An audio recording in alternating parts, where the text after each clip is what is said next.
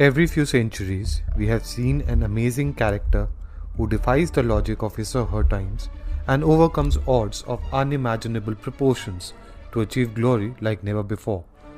In the 1800s, one such man was alive in India who would establish himself as a tour de force and raise his homeland like a phoenix from the ashes. His name was Maharaja Gulab Singh. This is a special series about Maharaja Gulab Singh, the man who established the state of Jammu and Kashmir and altered the frontiers of India permanently, and a man who has consumed my interest in him to the extent of an obsession. Gulab Singh as a man was unlike any of the turbulence of India of those times. While the Indians in the plains, including the Marathas and the Sikhs, and the British maneuvered to gain control in Indo-Gangetic India, Maharaja Gulab Singh charted a course that few would realize the import of till the plan succeeded. Forever an enigma, his life continues to intrigue and divide scholars and commoners alike on his role in history. His inability to read and write did not deter his ambitions, and by the end of his lifetime, he was able to ensure a state that had Tibet as its neighbor and Afghanistan and Russia a stone's throw away. This is a series that traces the life of Gulab Singh and looks at the various aspects of his life to understand better the man who remains a subject of much fascination. The series shall dive into the life, the events, the campaigns and the intrigues during Maharaja Gulab Singh's times, and see how a man who started off on a horse went on to be the founder of a kingdom that was twice the size of the United Kingdom and one which lasted over 2 centuries. My name is Rohit Pathania and this is Gulab, the podcast. Till the late 1970s, it was fashionable to raise questions on the lineage of Maharaja Gulab Singh. And of course it is not surprising because the canard was alive in his lifetime as well. While there were some British quarters clearly wary of him, that spared no opportunity to raise the question of his lineage. As late as the 1970s, prominent historians like Baba Satinder Singh did not fail to highlight this part. However, his contemporary and the doyen of Himalayan states history, Dr. Sukhdev Singh Charak, dispelled this notion several times and highlighted something critical. Maharaja Gulab Singh and his Jamwal clan was an offshoot of the Dev dynasty that had preceded them. Surat Singh was the brother of Ranjit Dev and his son Zorawar was the grandfather of Gulab Singh. The other son was the illustrious Diwan Mian Mota Singh. As a Jagirdar of Andarwa near Samailpur of Samba district, his father Mian Kishore Singh was a man who was witnessing the constant bickering within the empire between Rani Bandral and Mian Mota and the harassment from the Khalsa forces from the southern borders. In the midst of this chaos, on the date of 21 October 1792, was born Maharaja Gulab Singh. It is told that sometime before the birth of Gulab Singh, an ascetic named Pata from Uttar Bahini had predicted the birth of 3 Veers or heroes who would rid Jammu of the constant tyranny and plundering. This myth was further confirmed by the prediction of Pandit Mansa Ram Razdan by a glance of the baby Gulab Singh in the arms of the attendant Achru, or the forecast of Baba Prem Das Sahib Bairagi at a youthful Gulab. It is ironic that Gulab Singh, despite the forecasts of the prediction, did not receive any formal education. Perhaps historical accounts try to cover up for this glaring absence. But that did not stop Gulab from noticing the decline of Jammu and the descent into chaos of the kingdom that just a few decades ago witnessed the golden age of Raja Ranjit Dev. The Dev rulers of Jammu had distinguished themselves with their valor and bravery. The high point was the rule of the Baya Raja, or the ruler of 22 kingdoms, Raja Ranjit Dev, who in the turbulent times of Aurangzeb made Jammu an oasis of calm and refuge. Of course, he knew when to wield the sword with elan as well, and was a tactician of repute. The rivalry with Kangra in his time swung in his favour when in 1773 the Queen of Chamba sought the help of Ranjit Dev to repel Ghamand Chand Katoch's invasion. Brajraj Dev, the illustrious son, took along forces of Basholi, Nurpur and Guler to teach a lesson to the Kangra forces, eventually forcing them to surrender and pay a fine apart from withdrawing the forces that seized Chamba at that time.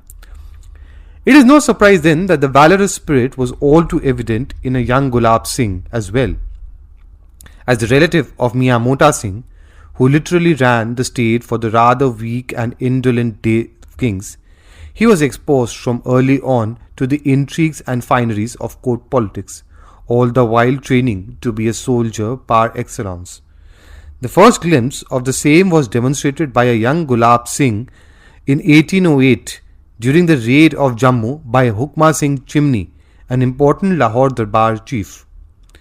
Jayat Singh, the then ruler of Jammu, had thought that Chimni could be pacified with gifts and the area of Sayyadgarh.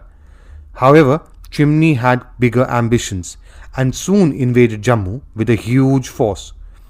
Wading through the Taviz waters, the force reached the Gummat Gate to lay siege on Jammu and annex it by any means. It was in this moment that Mian Mota Singh took charge and scrambled a handful of forces to defend the city in honor of Jammu. Thanks to the lack of sufficient trained soldiers, it seemed that there was no one to stand up to the muskets and waving swords of Chimni's forces, and they kept coming up the staircase. In this moment, Gulab Singh took charge. Sword in hand, he jumped right into battle and displayed his agility and strength simultaneously. Joined by a couple of other Rajputs, the trio fought viciously, with Gulab Singh personally scalping a few chief men of Chimni's forces. Such was the fierce counterattack that Chimni's forces were compelled to fall back from the staircase that day. Even as Jammu was eventually annexed to the Lahore Durbar's territories, the reputation of Gulab Singh travelled far and wide. Mian Mota Singh visited the Lahore Durbar only to be asked by Maharaja Ranjit Singh about that young boy who warded off Hukma Singh Chimni. Upon knowing of him, Ranjit Singh called on Gulab Singh to come and join the Gurjara Khas troops of Ranjit Singh. Fate clearly had activated its plans. Earlier, in the heat of the moment, grandfather Mian Zorawar Singh had taunted his grandson Gulab that he who did not know the value of a horse had no right to use it. This had come in the wake of an incident that the brashness of youth triggers.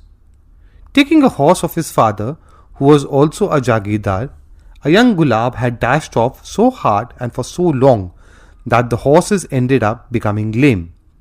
Stung by the remark, Gulab was all too keen to make a mark for himself and, given the first opportunity, chose to join the force of the illustrious Lahore Durbar wonder, the possessor of a piquant character, Maharaja Ranjit Singh.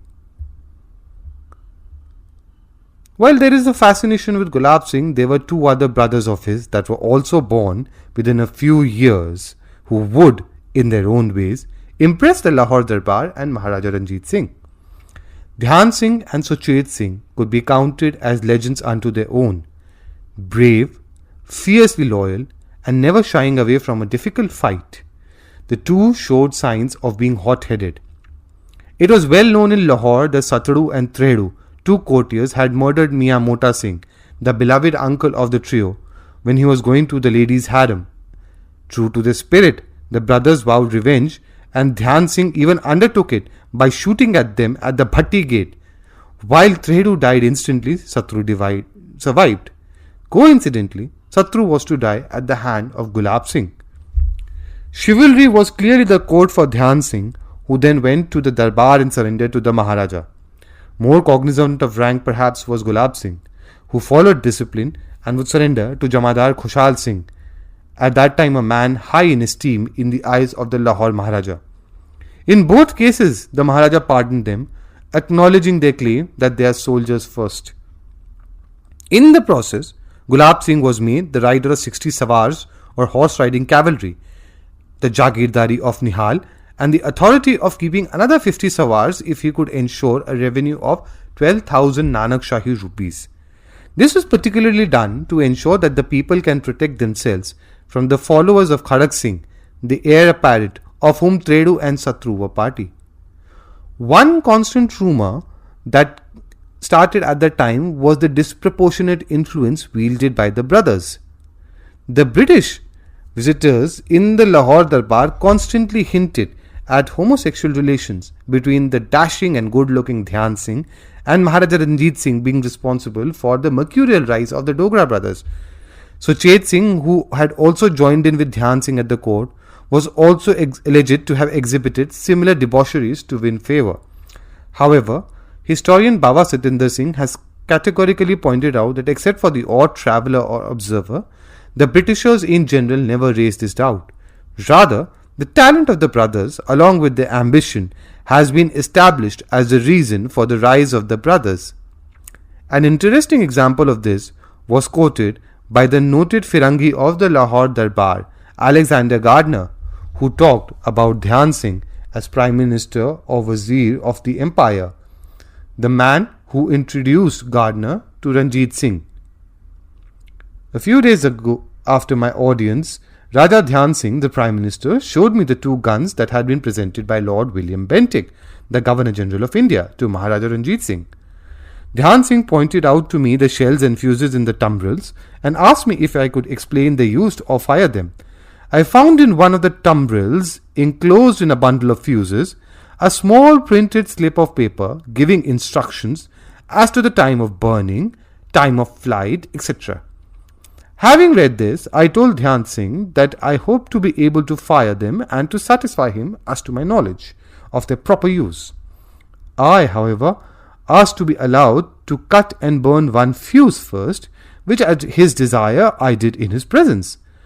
The result agreeing with that shown on the printed slip, there seemed to be no further difficulty. Accordingly, one of the guns, with its tumbril etc., was given over the next day into my charge, and I was ordered to get ready to fire 3 or 4 of the shells at different distances in the presence of Maharaja Ranjit Singh.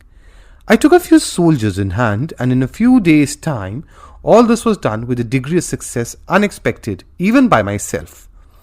The shells bursting exactly as required at 600, 800, 1000 and 1200 yards. This occurred in the presence of the Maharaja and his entire court, and all seemed pleased, especially the Prime Minister Raja Dhyan Singh, who ever after acted as my patron and steadfast friend. His brothers Raja Gulab Singh and Raja Suchet Singh also befriended me. It was perhaps this kind of ability that definitely contributed to taking the empire from strength to strength. It is important to note the composition of the Lahore Durbar at the time. The circumstances that led to the rise of the Sukhar Chakya missile and the subsequent empire west of the Satluj was a miracle in many ways. Ranjit Singh, the possessor of the famed Kohinoor diamond, was a supremely capable one-eyed talent, ruling since the age of 21 years, and had firmly rooted an empire that did not shy from taking on the Afghans regularly in sync with the oft-quoted stratagem of taking the war to the enemy's doorstep. The empire was managed through a system of jagirs and wazarats, and the key strategists of the empire included several interesting characters, from generals like Hari Singh Nalwa and Diwan Mokham Chand to foreign affairs experts like Fakir Azizuddin and Diwans like Mool Raj Chopra and the Kashmiri Pandit Dinanath.